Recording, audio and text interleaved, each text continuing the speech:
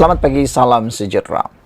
Akhirnya, Baginda yang di-Pertuan Agong melahirkan kebimbangan sebenar Baginda. Baginda menyatakan, bertitah bahwa isu perpaduan dan hutang kian meningkat, itulah yang membimbangkan Agong. Kedua-dua perkara ini terpaksa ditangani oleh Kebawah Duli Yang Maha Mulia yang di-Pertuan Agong ketika Baginda menjadi yang di-Pertuan Agong. Baru saja mengangkat sumpah sebagai yang di-Pertuan Agong, Baginda sudah terpaksa melalui dua perkara getir ini, yaitu menangani isu perpaduan dan menangani isu hutang yang kian meningkat. Bersama dengan kepimpinan Datuk Seri Anwar Ibrahim, Perdana Menteri yang ke-10 Malaysia, Baginda pasti dapat menyelesaikan perkara ini, yaitu isu perpaduan dan juga isu hutang yang kian meningkat. Yang di-Pertuan Agong, Sultan Ibrahim pagi tadi menzahirkan dua daripada kebimbangan besar Baginda terhadap negara ini. Pertama ialah isu perpaduan antara kaum, bahkan antara kaum yang belum sempurna. Walaupun negara sudah merdeka lebih 60 tahun. Dan kedua, titah Baginda ialah hutang kerajaan yang semakin bertambah. Yang kita tahu sekarang hutang kerajaan sudah pun mencecah 1 triliun lebih. Ini semua adalah akibat daripada tata kelola kerajaan yang lemah. Dalam kepimpinan terdahulu maupun kepimpinan-kepimpinan yang lain, mereka telah mencipta hutang yang amat luar biasa. Sehingga kan Anwar Ibrahim sendiri terkejut apabila mendapati hutang negara memang agak lumayan, melebihi 1 triliun. Ketika yang di-Pertuan Agong bertitah merasmikan pembukaan sidang parlimen tersebut, Agong juga bertitah, Baginda mengambil maklum memang terdapat segelintir rakyat dari generasi hari ini yang masih belum mampu bertutur dalam bahasa Melayu serta gagal menghargai kebudayaan pelbagai budaya kaum lain. Yang ini memang sukar untuk kita nafikan. Memang seperti titah Baginda, memang terdapat segelintir rakyat dari generasi hari ini yang belum mampu bertutur bahasa Melayu. Mungkin ini semua berpunca daripada di rumah sendiri. Tidak pedulilah keluarga itu berbangsa apa sekalipun, perlulah mengajar bahasa Melayu di rumah terlebih dahulu. Jangan diharapkan pendidikan, jangan diharapkan di sekolah semata-mata, karena ianya semua bermula di rumah. Tapi malangnya, meramai orang keluarga yang seakan-akan mengagungkan penggunaan bahasa Inggris di rumah. Ada orang Melayu guna Inggris, ada orang Cina guna Inggris, orang India guna Inggris, Bumi Putra Sabah Sarawak guna Inggris di rumah. Akhirnya, penduduk ataupun anak-anak ketinggalan dalam bahasa Melayu.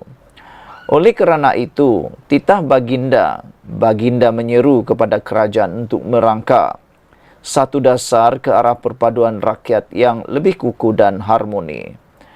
Pepatah Melayu ada menyentuh atau menyebut melentur buluh biar dari rebungnya titah Baginda, yang bermaksud jika kita hendak melahirkan generasi masa hadapan yang bersatu, padu dan saling memahami, kita mesti membentuk mereka sejak anak kecil. Titah Baginda lagi.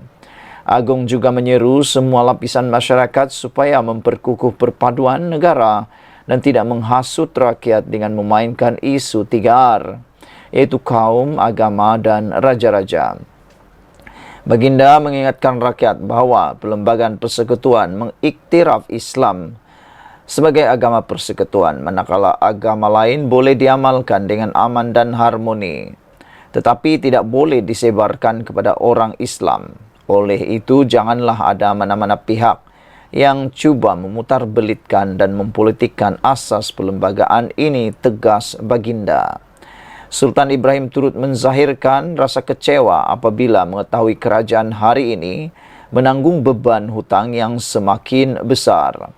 Apakah beban hutang ini yang akan kita tinggalkan untuk ditanggung generasi akan datang? Jawapannya ada pada semua ahli parlimen yang hadir di sini hari ini, Tita Baginda. Sultan Ibrahim menegaskan kedudukan kewangan yang lemah menyukarkan kerajaan melaksanakan projek pembangunan atau menyediakan insentif kewangan untuk merangsang pertumbuhan ekonomi.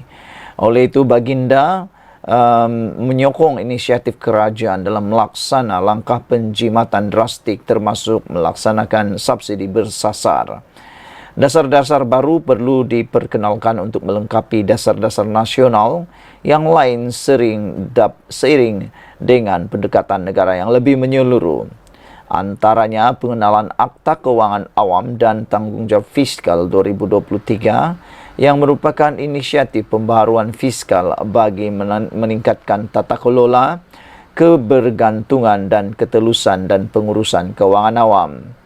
Saya sendiri akan melihat perbelanjaan kerajaan dengan lebih teliti dan memastikan setiap cadangan perbelanjaan adalah untuk perkara yang betul-betul diperlukan. Saya berharap semasa pemerintahan saya ini, kerajaan akan berjaya memperoleh lebih banyak fiskal setiap tahun, Tita Baginda. Sementara itu, Sultan Ibrahim menggesa jentera kerajaan meningkatkan kecekapan serta integriti kerja masing-masing untuk membolehkan pembangunan ekonomi dicapai dengan baik. Tita Baginda, saya tidak suka dengan sistem yang ada red tape.